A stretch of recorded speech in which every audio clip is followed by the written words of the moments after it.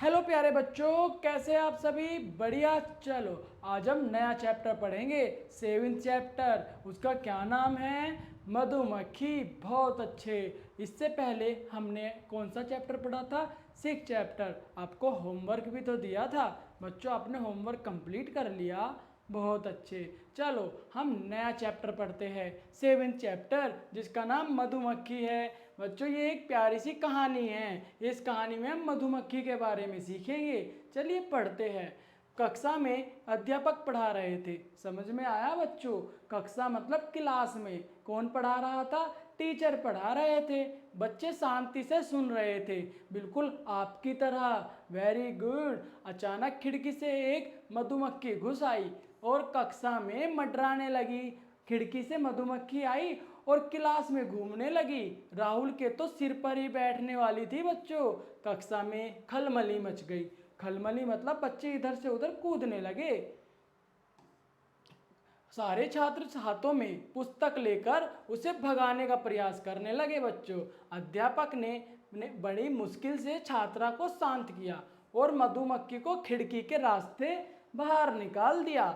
अब बातचीत का रुख मधुमक्खी की ओर मुड़ गया था बच्चों। मतलब समझ में आया?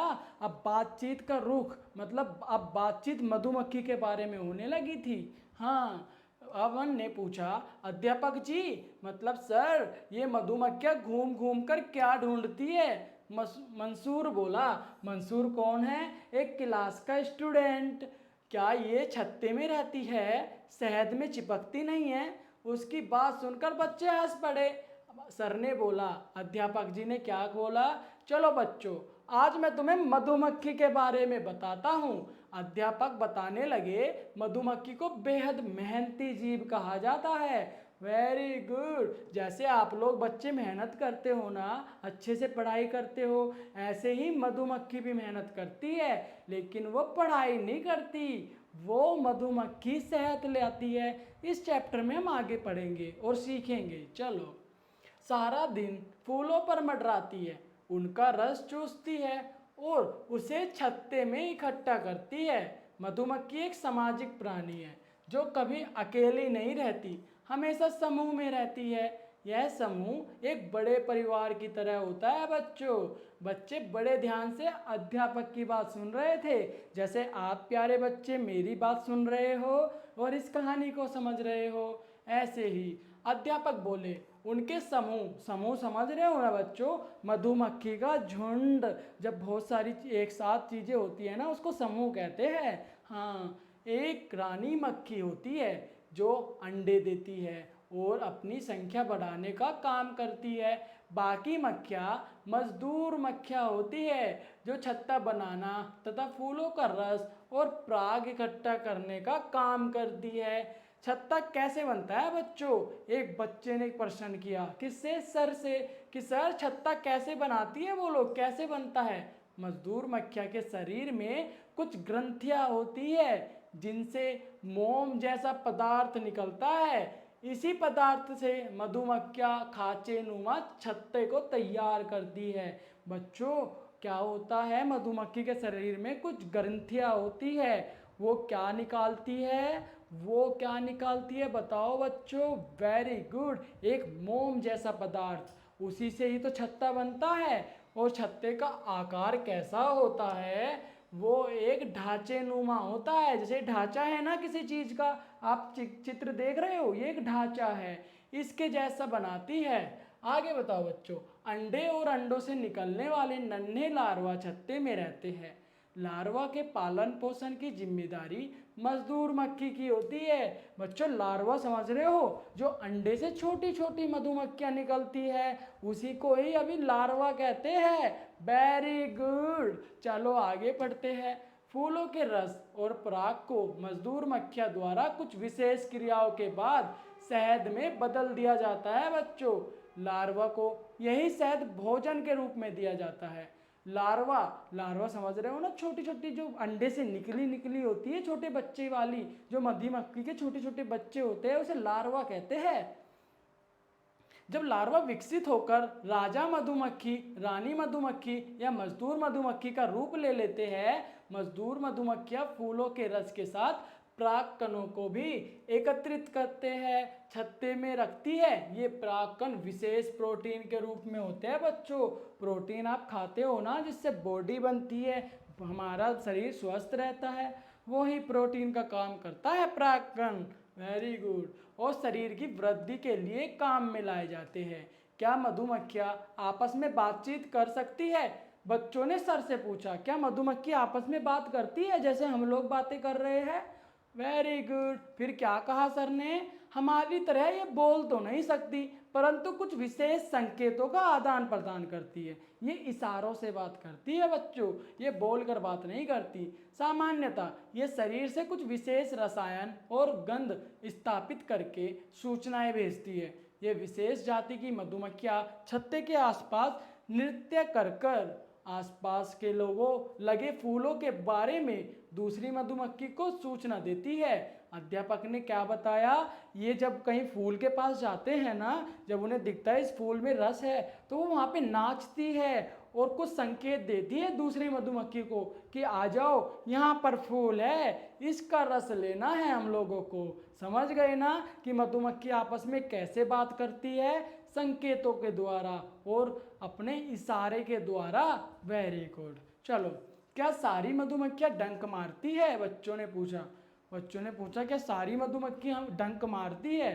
फिर अध्यापक ने क्या बोला बच्चों?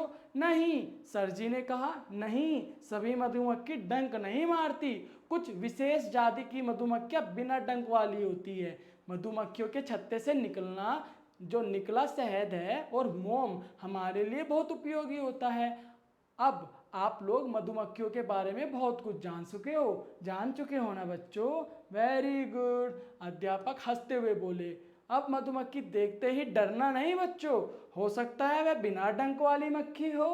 हाँ, कोई कोई मधुमक्खी में डंक नहीं होता, इसलिए सभी मधुमक्खी से डरना नहीं चाहिए। और आपसे दोस्ती करना चाहती हो? कौन सी मधुमक्खी जिसको डंक नहीं होते वो आपसे दोस्ती करती है, तो कभी मधुमक्खी को देख के डरना नहीं और उनको कभी पकड़ना भी नहीं। ओके बच्चों, बहुत अच्छे।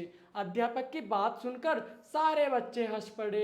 चलिए बच्चों, चैप्टर तो हमने समझ लिया और पूरा पढ़ लिया। अब हमें क्या करना है? इसका अभ्यास। Very good. आपको पता है अभ्यास क्यों करते हैं? हाँ, क्योंकि हमें पता लगता है कि हम इस चैप्टर से कितना सीखे हैं और कितना जाने हैं। चलिए बच्चों, इस चैप्टर में कुछ नए शब्द आए हैं, इन शब्दों को पढ़ेंगे बोल बोल कर और फिर अपनी सीट पर लिखेंगे ताकि हमें इन शब्दों के बारे में पता चले। पुस्तक, इकट्ठा, ग्रंथिया, प्रयास, मुश्किल, वृद्धि, छत्ता और स्त्रावित, ये कुछ नए शब्द हैं। इनको बोलकर इनको लिखो। अब इनके अर्थ नीचे लिखे हैं बच्चों, कुछ शब्द लिखे हैं इधर और उनके अर्थ इनके सामने। जैसे ग्रंथिया बच्चों, गांठ जैसी रचना जो हमारे शरीर में होती है और सभी प्राणियों के शरीर में होती है ग्रंथि। मधुमक्खी की ग्रंथियां क्या निकालती है? मोम जैसा पदार्थ बच्चों। Very good. सामाजिक मतलब समूह में रहने वाले, समूह में रहने वाले। Very good. आप लोग समझ गए कि इन शब्दों के अर्थ इनके सामने लिखे हैं, तो इन्हें पढ़ना है और इनके सामने इनके अर्थ लिखे हैं, उन्हें समझना है। चलो बच्चों, आगे पढ़ते हैं। यहाँ पे कुछ खालिस्तान दिए हुए हैं, हमें क्या करना है? उनको सही खालिस्तान में भरना है। सही आंसर, जैसे मधुमक्खी एक क्या है बच्चों? लड़ाकू है या सामाजिक? अभी तो पढ़ा, मधुमक्खी एक सामाजिक जीव है, सामाजिक प्राणी है। हमें यहाँ पे सामाजिक लिखना है।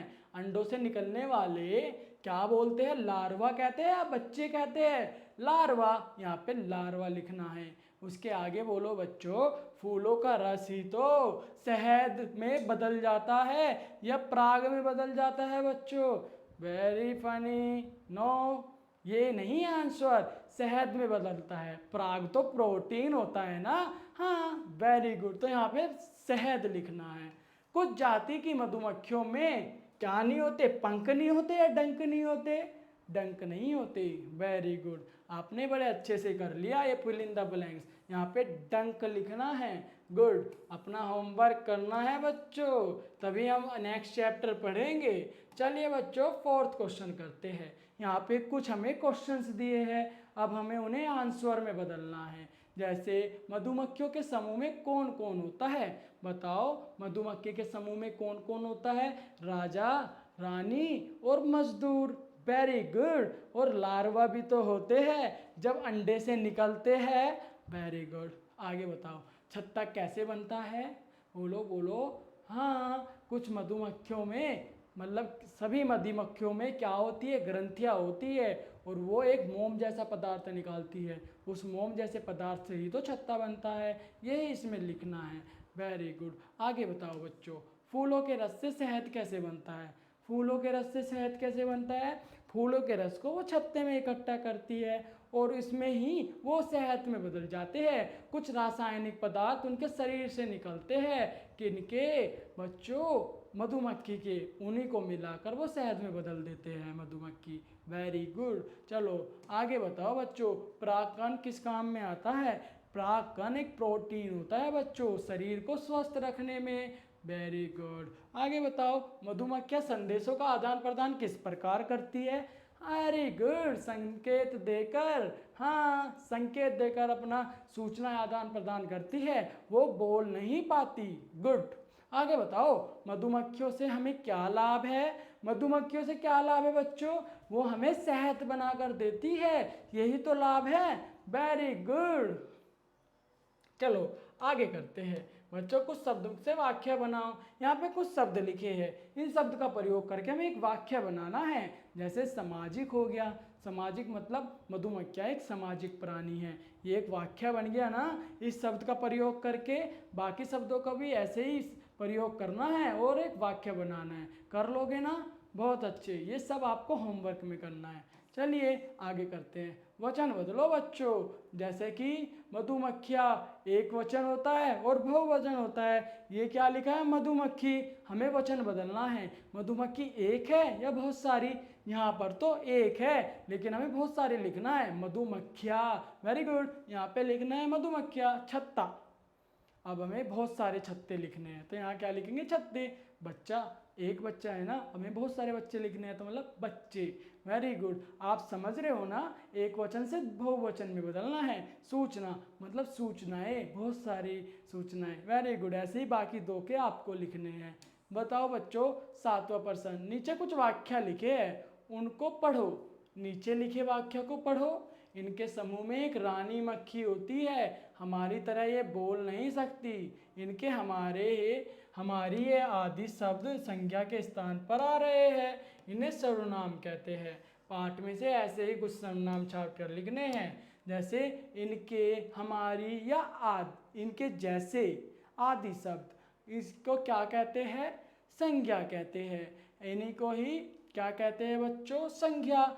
लेकिन इनके स्थान पर आ रहे, इन्हें सर्वनाम कहते हैं। Very good. पाठ में से ऐसे ही सर्वनाम शब्द छाट कर उनको अलग लिखना है। इससे क्या होगा? इससे हम सीख जाएंगे कि संज्ञा के स्थान पर आ रहे इन्हें सर्वनाम कहते हैं। सर्वनाम क्या होता है ये सीख जाएंगे। समझ रहे हो ना? जैसे इनके समूह में एक रानी मक्खी होती है, हमारी तरह ये बोल तो नहीं सकती। इनके, हमारी, इनके और हमारी, ये आदि शब्द संज्ञा के स्थान पर है, इन्हें क्या कहते हैं? सर्वनाम।